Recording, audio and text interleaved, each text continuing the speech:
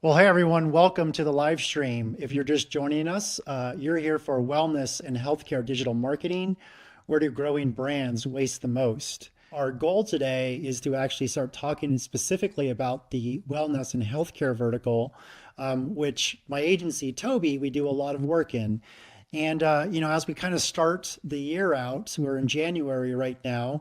A lot of us are starting to make investments, and a lot of us are starting to be thinking about where are we putting our dollars to help us grow. And really today, I wanted to focus our presentation on specifically wellness and kind of healthcare small businesses and ones that are growing, scaling, and really starting to build their brands and really scale revenue. Just a little bit about me before we get started. As I said, my name is Andrew Hong. I'm the co-founder and CEO of Toby Agency. I live in the Salt Lake City metro area. And if you haven't guessed, part of the reason why I live out here is that I love to ski. I love to be in the mountains. And there are certainly days on the weekdays that I'll probably be out in the mountain if there was a powder day the day before. So I started actually my career in management consulting, where I worked for KPMG and PricewaterhouseCoopers.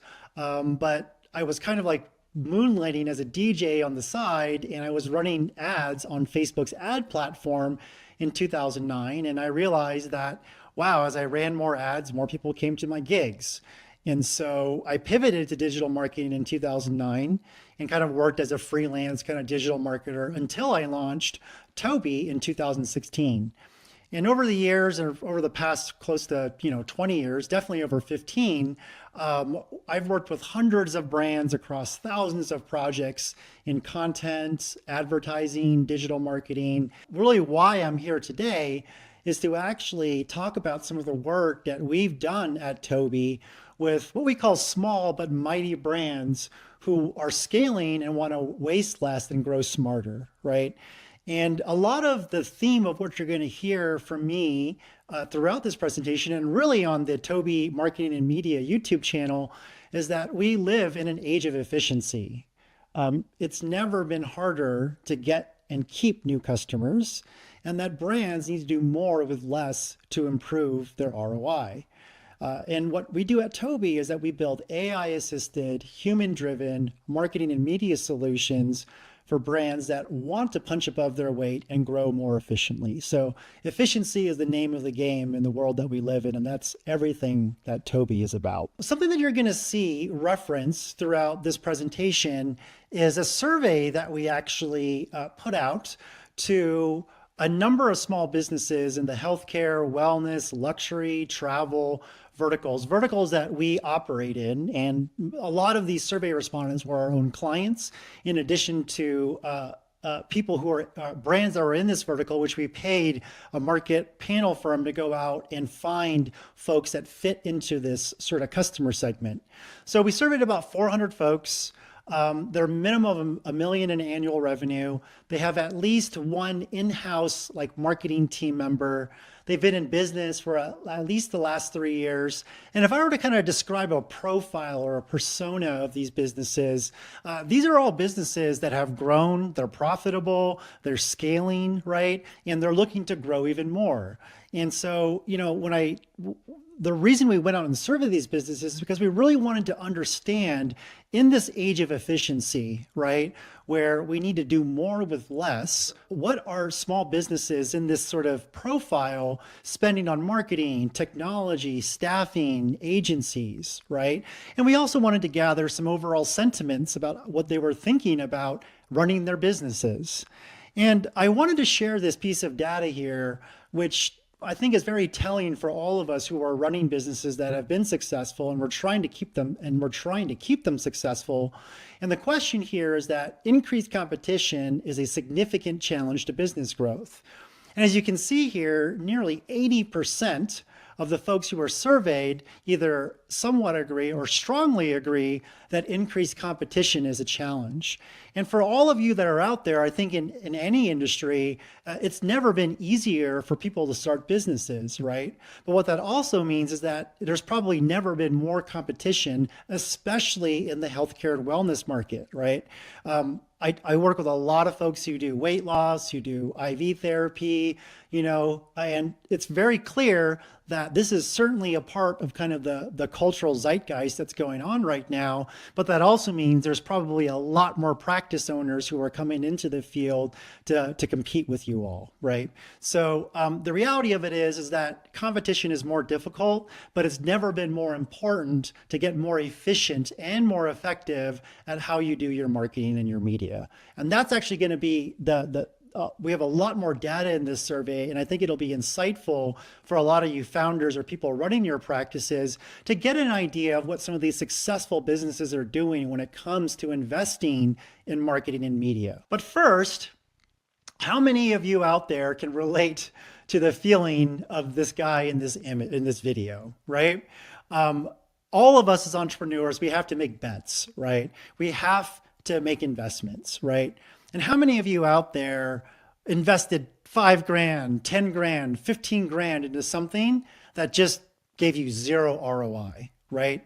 There's that kind of sinking feeling in your stomach, and we've all been there. I've certainly done it myself as a business owner, where you put out a good amount of money and you expect to get some results from it, but that money gets wasted, right? And in a world where we live in an age of efficiency, where there's more competition, the more you waste, that gets even more amplified in today's world, right?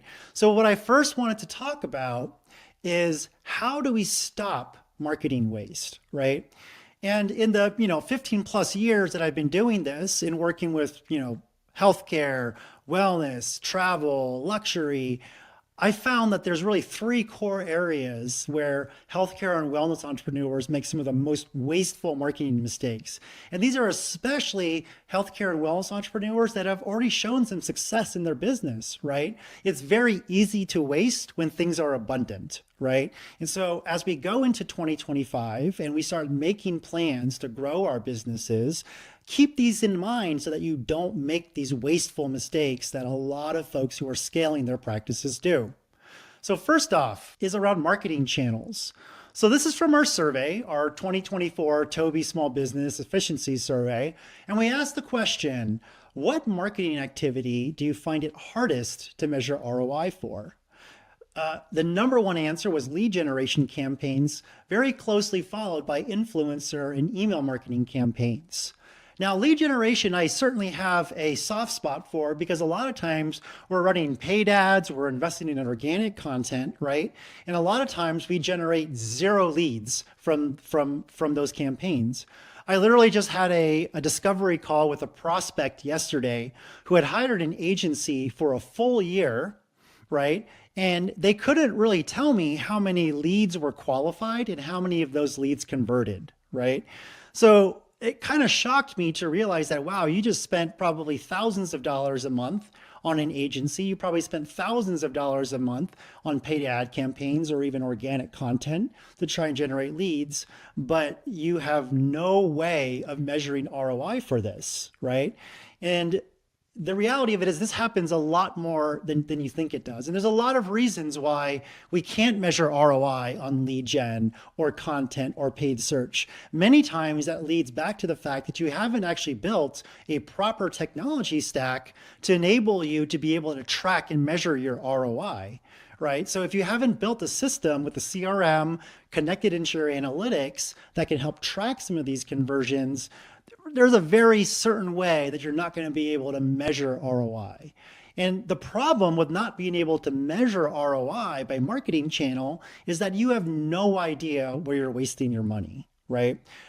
The other kind of highlight here is on the paid social media advertising. I find this shocking because paid social media is actually one of the easiest ways to measure ROI if you set up proper tracking, right? So what this tells me is that yes, there's probably a lot of waste out there because they don't know how to measure ROI. But if you take the argument just one step further, part of the reason why they can't measure ROI is probably because they haven't made the right investments in the technology that allows them to measure these kind of things. Okay, so that's the first area for waste. There's a lot of waste that happens with content that gets created, but we can't really figure out what it did for us. Okay, now the second area of waste the actual content, not just the content channels that we were talking about, but the actual content, right? So we asked this question to founders of these sort of 1 million and up, 3 years in business, they're successful in scaling. What content formats contribute to the most wasted budget, right? And it's shocking to me because, email campaigns are actually one of the highest converting and highest ROI campaigns, but it's hard to measure it again if you don't have the technology in place, right? When you talk about social media posts and campaigns, yes, I can totally understand why it seems like social media might be a waste of budget, but you have to ask yourself, what part of the marketing funnel are you using social media for, right? If you're just using social media to try to get awareness at the top of the funnel, it can be perceived that you're wasting budget there because it's not generating a customer. But remember, the whole point of social a lot of times is to engage existing audiences, right? And potentially even drive them to a sale if you can retarget them. But a lot of times social is a great channel to be able to connect at the top of the funnel. If you're getting views on your organic social content at the top of the funnel, that is a positive ROI perspective from the top of the funnel. But if you're expecting social media to only convert down to the bottom of the funnel and you can't measure it, there's a very good chance that you're probably thinking you're wasting money on social media, right? Influencer marketing campaigns. This is really interesting because, again, influencer marketing can be a very powerful tool because basically what you're doing is you're tapping into a very niched or focused audience. But again, if you don't have the ability to measure the effectiveness of that influencer marketing campaign, you're not actually going to see a lot of return from it, right? There's no way to measure how many views did I get, how many leads did I generate, or actually how many customers did I get, right? This is all about getting the funnel set up in a correct way. One thing I did want to highlight was that, webinars and virtual events was kind of in the middle to lower part of an area where they feel like they waste budget. These are really good events still in terms of being able to not only engage existing customers, but actually generate new prospects. And just like I'm doing here with all of you, I'm going to take a lot of this content from this webinar/virtual event and then cut it up into other social content. So again, like you might want to think about trying to pursue content avenues that allow you to create many pieces of content from a single piece of content, which will reduce the perceived kind of wasted budget that happens there. Let's talk about marketing resources and specifically external marketing resources like agencies. And this is a place that is obviously very near and dear to my heart because I'm an agency owner. I work with a lot of brands that hire agencies. And so I have a unique insight into how agencies work and where I think there's waste. We went out and surveyed our clients, in addition to obviously ones that kind of fit into that profile through this market panel firm that we hired. And we asked the question, where do you believe your work with agencies and or freelancers could improve? By far, the number one answer was greater cost efficiency, right? And as an agency myself, I kind of get that, right? A lot of times when you look at kind of the overhead that's involved in an agency as you run one, right, there are certainly areas for efficiency and cost, right?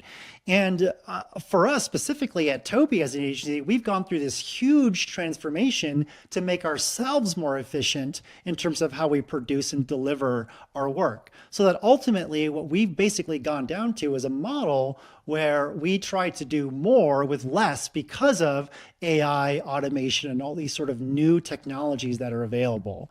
So I think if you are feeling like you are in a place where am I getting the most value from my agency? Am I paying too much for my agency? Believe me, there's a lot of other founders and business owners out there that are thinking the same way. And frankly, a lot of them have conversations with us about the pricing that their agency is charging, the value they're getting, those sorts of things.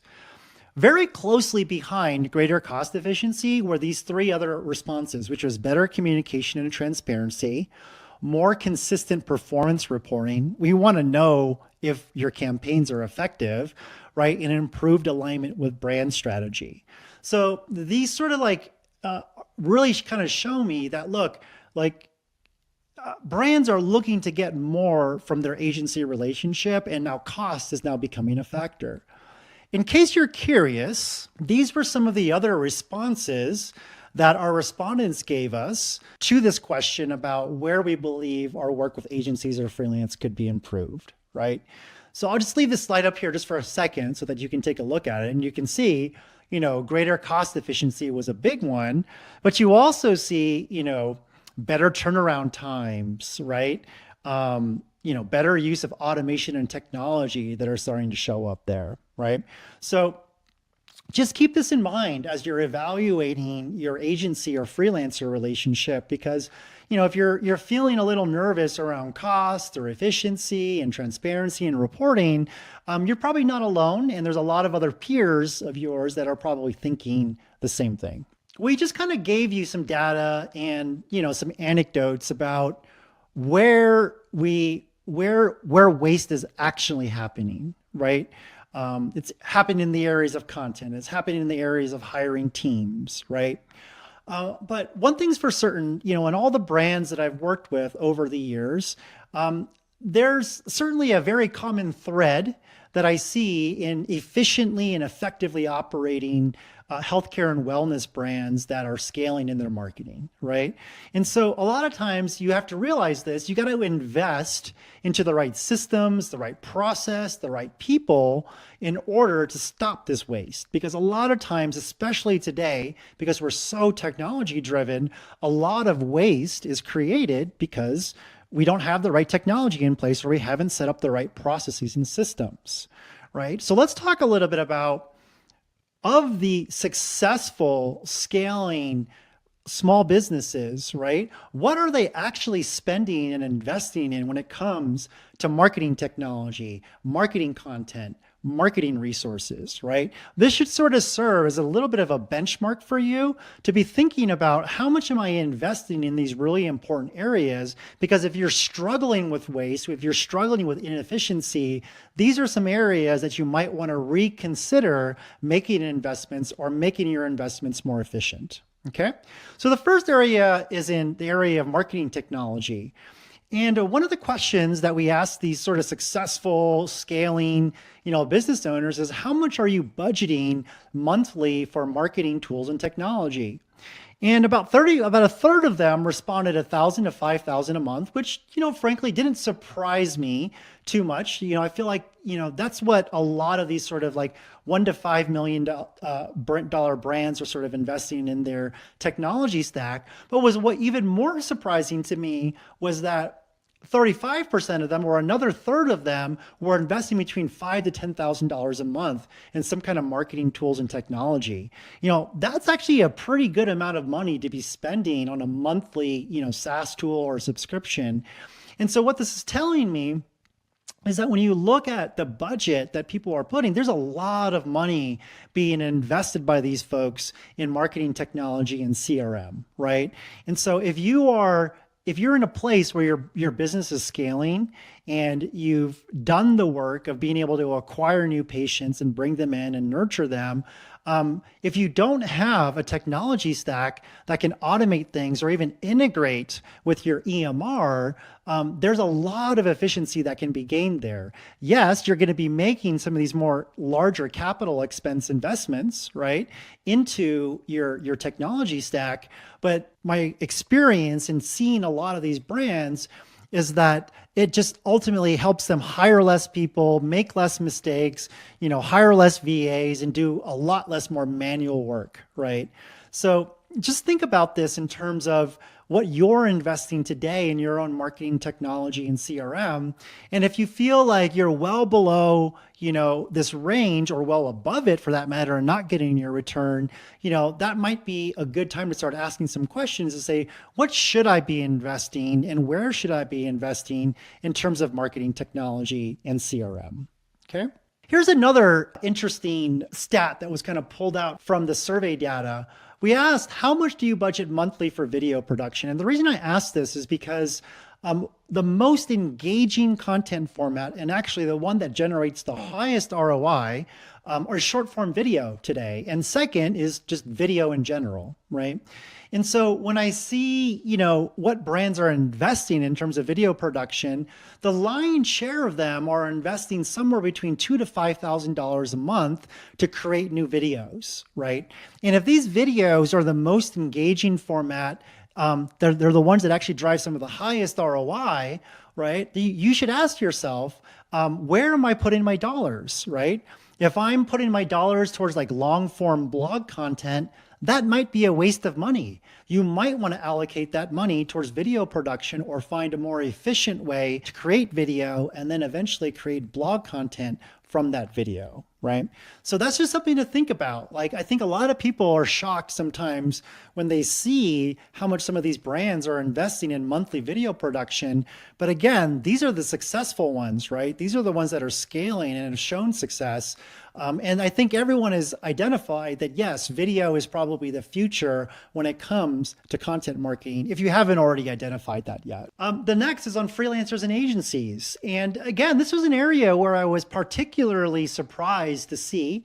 In general, when we work with our clients, they generally kind of fall in that $4,000 to $8,000 a month range. And when they're spending $8,000 a month with us, they're doing a lot with us, right? And so I was particularly surprised to see the amounts that a lot of these brands are spending on freelancers or agencies, that kind of like $5,000 to $30,000 a month mark, right? But I also look back to the data and remember about the idea of cost efficiency, right? So when you think about the amount of respondents that said that they want greater cost efficiency from their freelancer or agency, and you're seeing on average what they're spending, I kind of understand where they're coming from, right? So again, like part of why we kind of pivoted Toby into focusing more on these kind of core services, enabling ourselves with AI and automation, was that we felt that, hey, before actually our average retainers were $10,000 to $15,000. But we actually felt that because of everything that's happened with AI, automation, right, and all these tools that are available, we as an agency have to get smarter and more efficient and pass that cost through to our clients because they are looking for greater cost efficiency.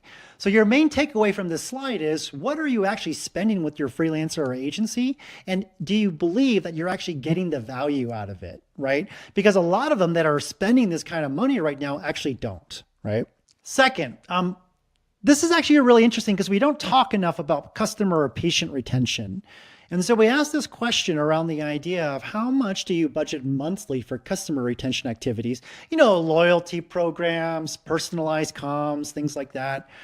And the first kind of takeaway was that I was happy to see that, people aren't spending tens of thousands of dollars on this stuff a month. And that actually, of all the budgets that I saw, this was the lowest budget. The reason for that is that if you do really good customer retention, it should not cost you a lot to do that because you've already got existing channels and potentially content to retain them with, right? But the point here is that they're spending something on customer retention, right? Whether they're loyalty programs, promotions, right, special events. One of the most efficient ways to be generating more revenue is to cross-sell or upsell your existing customers, right? So if you're not budgeting anything or not even thinking about customer retention today or patient retention, before you even go out there and try to acquire new patients, right? Think about how you can leverage the patients you already have to upsell or cross-sell. That is by far the easiest way to generate net new revenue without taking too much risk, right? I would say that the most waste, and again, over the years, I see this so often, is that the most waste comes because brands don't cover the basics, right? We all have this kind of like, as entrepreneurs, this shiny new object syndrome, right? There's so many different things you could do, so many viral ideas. Should I be on TikTok? Should I be on YouTube? Should I be doing these things? But a lot of times we start to get distracted by different things, right? And we get away from the basics. And a lot of times when I look at waste occurs because the basics have not been covered. So what are the basics, right? Brand and visual. First, Do you have a strong brand message and do you have a strong visual identity?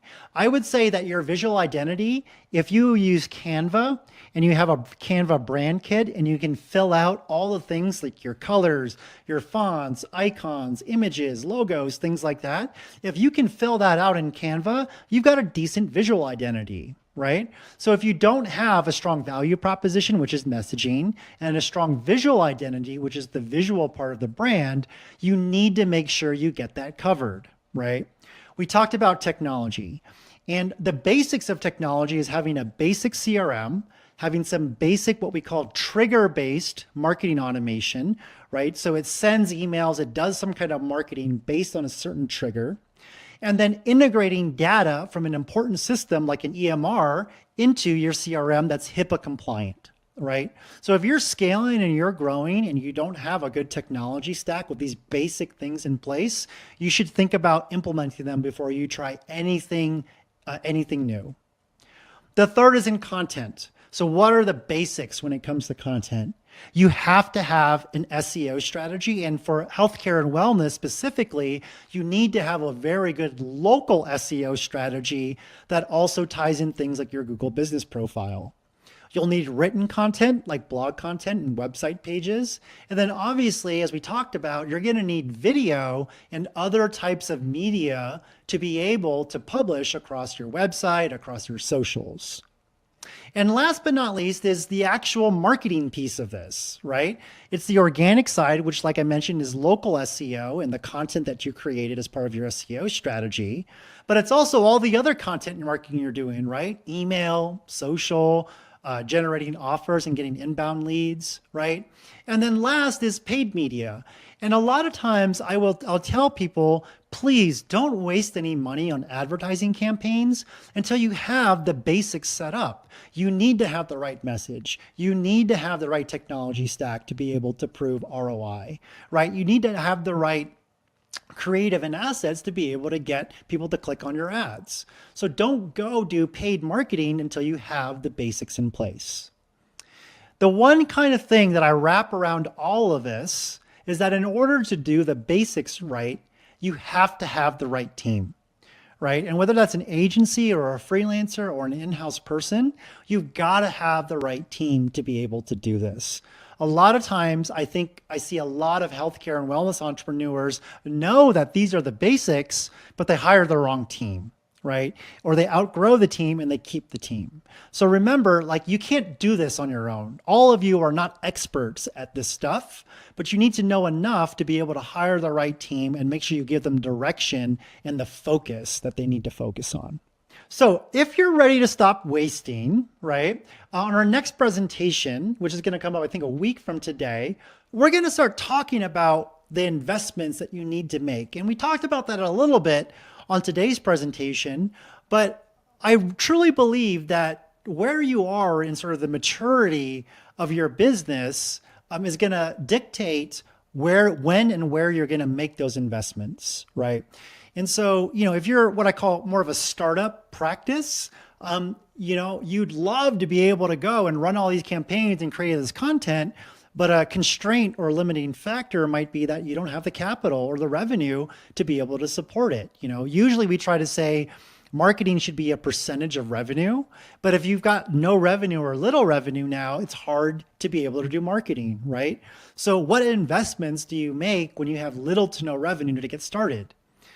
Differently on the level 2 side, if you're more in this growth and scale category, you've got revenue, but you've got to figure out what investments do I make if I'm a 3 or 4 year practice that is now $1.5 million revenue. I've got 3 people in my office, but I don't know where to invest next, right? And so there's some different investments you're going to make at that level versus someone who's a completely mature practice. They've got a good marketing engine running. They probably might even have a marketing team in-house. And so that maturity, that those brands or those practices that are in that level of maturity might have a slightly different strategy, right? So we'll talk about that on our next presentation, and we'll give kind of like a roadmap to how you should start investing and making these investments to do it in an efficient way. All right, so that ends our presentation for today. We have a number of free resources that you can tap into if you want to learn more. Obviously, subscribing to our YouTube channel, we'll be putting our shorts on here, reels, all kinds of different content that you can use to learn. But if you want to figure out whether or not your brand is actually efficient at marketing and media, if you scan that QR code and go to our website, we have a form-based kind of audit, and it actually gives you an answer right away as to how efficient or not efficient you are at your media and marketing. And last, we have a go-to-market template where if you're planning some kind of campaign, this template kind of lays out all the important aspects of the campaign that we at Toby think about for our own clients. And if you want to connect with me on social, the best place is on LinkedIn. And I've got my QR code there that you can scan. Reach out to me if you've got any questions, shoot me a message, and I'll be happy to answer you. So thanks again for your time, and we'll see you on the next live stream.